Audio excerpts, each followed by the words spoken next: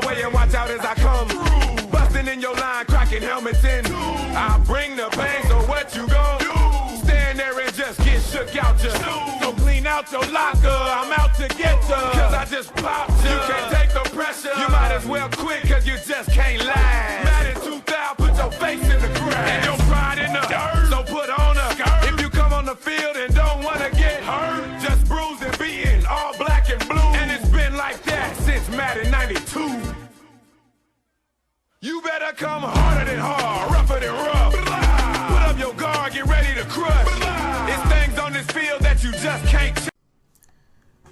What is going on, guys, and welcome to the podcast for week 6 of the hunt for the great white buffalo.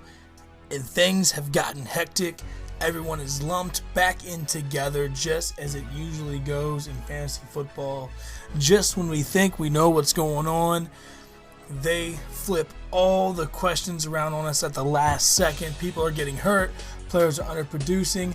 Everything we thought we knew was a lie.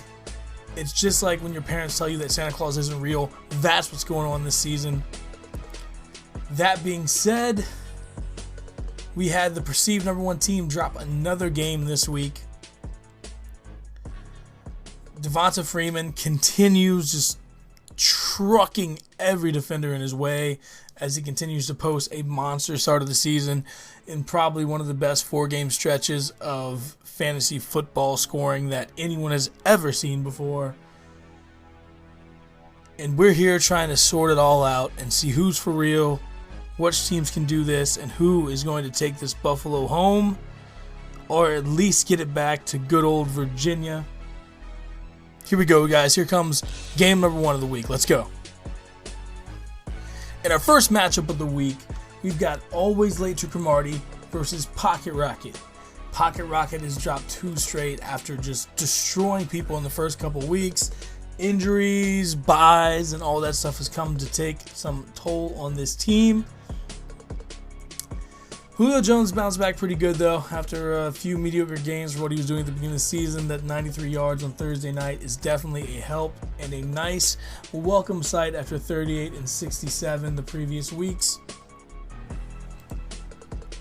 In terms of the rest of Pocket Rocket's lineup, you got Tannehill at quarterback with Peyton Manning looking bad the last couple weeks, and Tyrod Taylor questionable, but last I heard he wasn't going to play. We'll see.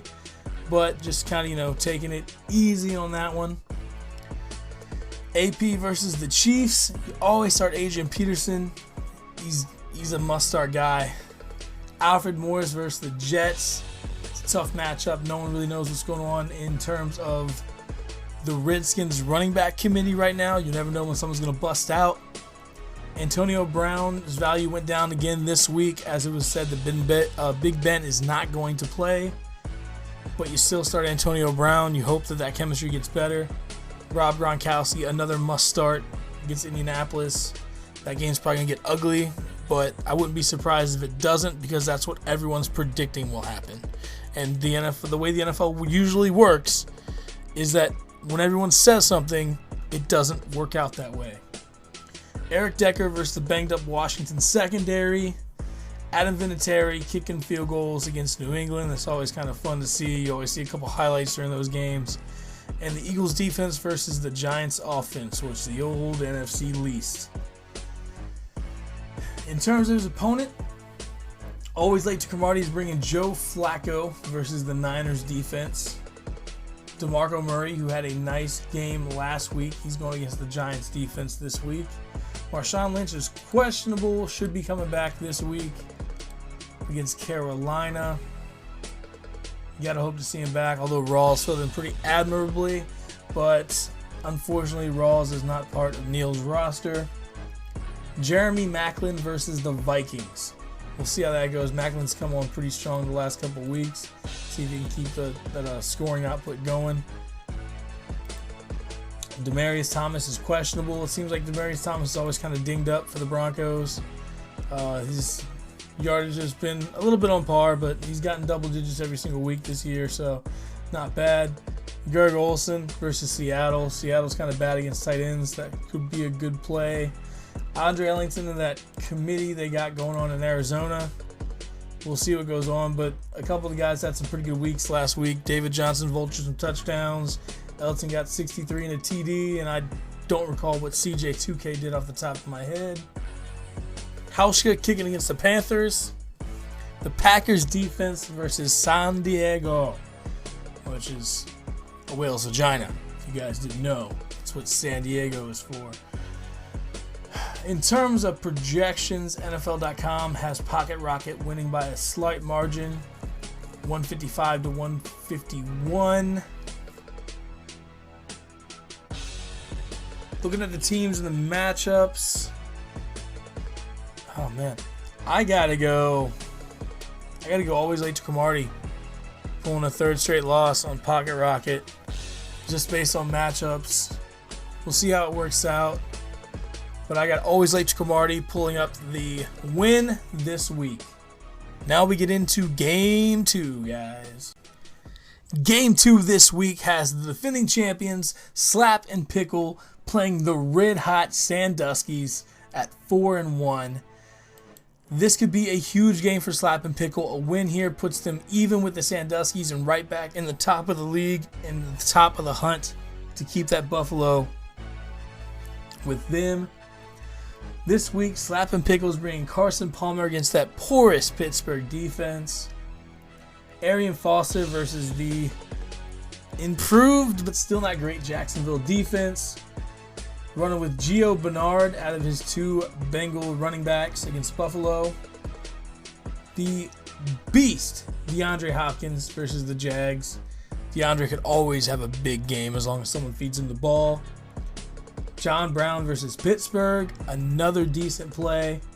Travis Kelce, gosh, you got to hope this guy can get it going again. He's got the talent to just dominate people, but it's just that offense, and you got to wonder how the Jamal Charles injury is going to affect it. Is he going to get more touches? Is it going to be affected because there's going to be less people in the box? Who knows? Rolling the dice with Carlos Hyde. When Hyde's had a chance this year, he's done good. It's just the Niners get behind. Our Cap has to throw him to keep him in games. So we'll see what he can do. Gostkowski versus Indianapolis. Gostkowski's one of the best kickers in the league. No reason to switch anything there. And the Bengals defense versus Buffalo and possibly EJ Manuel. Yeah, I'll take that. I'll take that matchup. That's a solid matchup there defensively. The Sandusky's are bringing Tom Brady, just running rampant through the league on his revenge stint, in probably one of the most important games to him this season versus the Colts. I like Tom Brady in that one. LeGarrette Blount, who has run it down the Colts' throats before, starting in there. They could both blow up and have a big game. Lamar Miller versus the Titans. The Titans have not been that great of a defense this season. We'll see how that works out for him. Randall Cobb coming off a mediocre game last week where Aaron Rodgers did not have a good game at Lambeau Field against San Diego.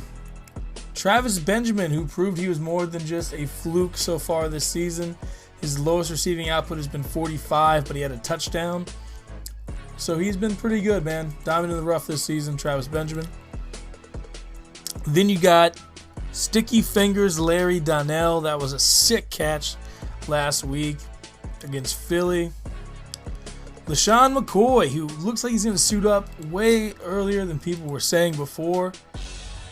That could be big, especially if Tyrod is truly out, which all signs point to him being out. They're going to have to rely on the running game. Santos, who has been a monster in fantasy a couple weeks.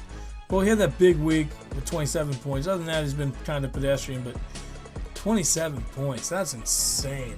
That's insane. If only I would have had him that week, that'd been great. And then the Broncos defense, who have just been putting it on people who will be without DeMarcus Ware, but I think they should be able to manage. NFL.com has this one narrow. And when I say narrow, I mean, will everyone just back up? The gate is narrow. I am driving I can't back up. Just back up. This gate is. Yeah, sorry guys, I killed that. It was supposed to be Drew Brees from the ESPN commercial, but I just butchered it. It's late and I'm throwing this together, so fucking get off my back. Anyways, it's got Slap and Pickle 156 to 153. I got to go against them on this one. I got to go with the Sandusky's getting the win, and unfortunately for everyone else, going to 5-1. My Slap and Pickle falls to 500 at 3-3. Game 3, Turned Down for What versus Publix Crab Special. Turned Down for What is on a 3-game losing streak, and they would really like to turn around their fortunes this week against Publix. Turned Down for What is starting the Red Rocket Andy Dalton versus the Bills defense. Dalton has been destroying defenses this year. I look to continue that trend against Buffalo, who can be thrown on. Another diamond in the rough player, Dion Lewis versus Indianapolis. It's interesting to see what these running backs do, because it seems like the offense in New England wants to do so much, and there's so few balls to go around. You got to wonder what's going to happen. Still going with Melvin Gordon versus Green Bay. Gordon has not had the best start to the season, but he seems to be improving a little bit every couple of weeks, and he seems to show some good signs every now and again when you're watching him play, but he just hasn't been as electrifying as Gurley at this point, but I don't think anyone was really expecting that. Calvin Johnson versus the Bears. The Lions need to do something, and they need to do it quick. Maybe the remedy is getting the ball to Calvin Johnson more often. Jarvis Landry, PPR monster versus the Titans. I like Landry almost every week because he's good for at least 8 receptions, it seems. Dude can just straight up ball out. Tyler Eifert versus the Bills. You got to see if this is going to be one of Eifert's good weeks. He kind of bounces back and forth. He'll have a monster week, a so-so week, and a monster week. But when he does good, I mean, he does good. It's 90 plus and 2 TDs. Martavis Bryant looks to return to the lineup this week against Arizona. His suspension is over, and it seems like he's finally back on the roster. We'll see how Martavis does with Mike Vick at the helm. Robbie Gould versus the Detroit Lions. And the Jets versus the Redskins. The Redskins have so many injuries, I would not be surprised if the Jets put up some good numbers this week. Publix Crab Special. They are starting Colin Kaepernick versus the Ravens. Got some faith in Cap, or maybe they just got less faith in the Ravens D. That might be the case. Justin Forsett going against the Niners D. If there was a game where you don't want to pick a defense, I think it's that Baltimore-San Francisco game, because neither of them have showed any type of semblance of wanting to play some defense. No one's really getting physical out there. David Johnson versus Steelers. Johnson had 2 TDs last week. We'll see if he can keep that going. Julian Edelman must start against Indy. Probably going to have a monster game.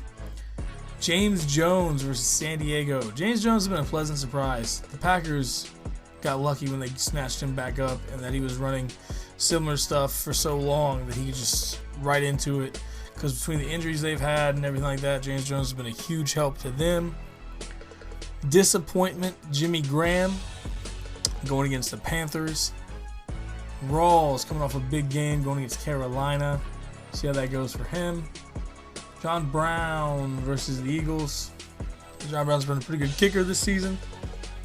And the Ravens D versus the Niners. We will see how this goes. In terms of projections, guys, NFL.com has Turned Down for What, winning 156 to 121. And I have to agree with NFL.com on this one. I got Turned Down for What getting the victory, moving to 500, and subsequently sending John to 3-3 and also at 500. We got 2 more games left, guys. Let's jump right into them. Last game of the week, we have About That Action versus the Hitmen. Both of these teams lost their games last week, and they're looking to stop this loss streak. About That Action sits at 2-3, 7th in the power rankings. Todd sits at 3-2, 4th in the power rankings. Each of these teams had guys go on Thursday. About That Action had Matt Ryan go, who just missed the 300-yard bonus at 295, 2 pass touchdowns. He had a fumble It seems like Matt Ryan always misses the 300 yards passing, but that's what happens when Devonta Freeman is just killing it. Eddie Lacy going against the San Diego defense. Eddie Lacy has been underwhelming at this point of the season, but you got to think that the Packers offense is going to get it right. And honestly, 14, 15 points a week is not the worst output from a running back. But obviously, when you throw Lacy out there, you're expecting more. Le'Veon Bell has been exactly what everyone thought he would be when he came back. At least 31 points in every single game since he's played. He's got 99 in 3 games. Obviously, you start Bell no matter what the matchup. Even though the Cardinals' defense is tough, Le'Veon's proved before that he can get points. A.J. Green versus the Bills. The Bills can be thrown on. Andy Dalton's been hot. You throw A.J. Green out there, obviously. Brandon Marshall, who is one of my favorite players for the last couple of years, and I'm not exaggerating. It's not because he's on my team. I love me some Brandon Marshall. He's against the Redskins, which kind of sucks, but it's whatever. I'll take it. If Brandon carves us up, then yeah, it is what it is. If I get the fancy victory, screw the Redskins at this point. Martellus Bennett, who's listed as questionable, versus Detroit. Martellus has thrived for a couple games based on the fact that no one else is out there for him to take targets away from him. Rashad Jennings versus Philadelphia. Rashad's starting to lose a couple touches to Vereen and Andre Williams, but for the most part, he's still the best all-around guy. It's just a matter if he can stay healthy and on the field. Catanzaro versus the Steelers. Catanzaro is a decent kicker. The Cardinals' offense have been scoring a lot, so he's been a pretty good play. And the Patriots versus Indianapolis. If Andrew Luck looks a little bit off, the Patriots could just eat him alive. The Hitmen at Eli Manning, who's coming off a big game last week, a fourth quarter drive, and a nice victory, trying to take control of the division against the Eagles on Monday night. Danny Woodhead, who's a PPR beast, versus Green Bay. Chris Ivory going against the Redskins defense. You got to wonder if all the Redskins injuries, if Chris Ivory just wears them into the ground. He had 2 of his receivers go this week in Henderson and Snead. Both of them put up mediocre numbers at 7.7 and 9.5, totaling for 17.2. Charles Clay going up against Cincinnati. Clay had a very disappointing game last week. Looks to try to get things going better, but with E.J. Manuel in there, who knows what could happen. Allen Hurns versus Houston. Hurns has been a pretty good play the last couple weeks. He looks to keep that trend going. He's had 116 and 1 TD the last 2 weeks. Mason Crosby versus the Chargers.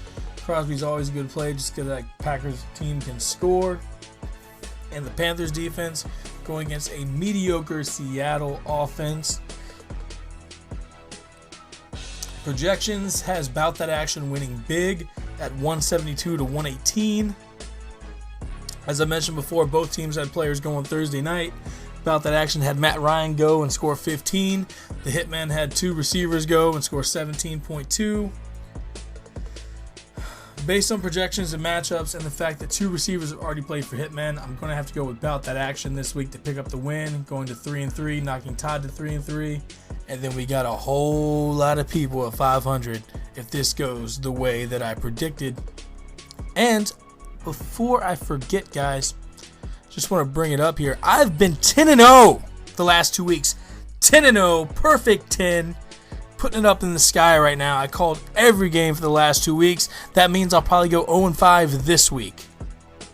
But I just want to pat myself on the old back there with the predictions. And I haven't done what my total record is now, but I'd like to say it's pretty good because 10-0 kind of boosts your stats up there.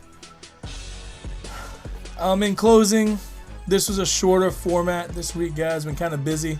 Got an exam coming up and all this stuff. So, hope you guys appreciate it.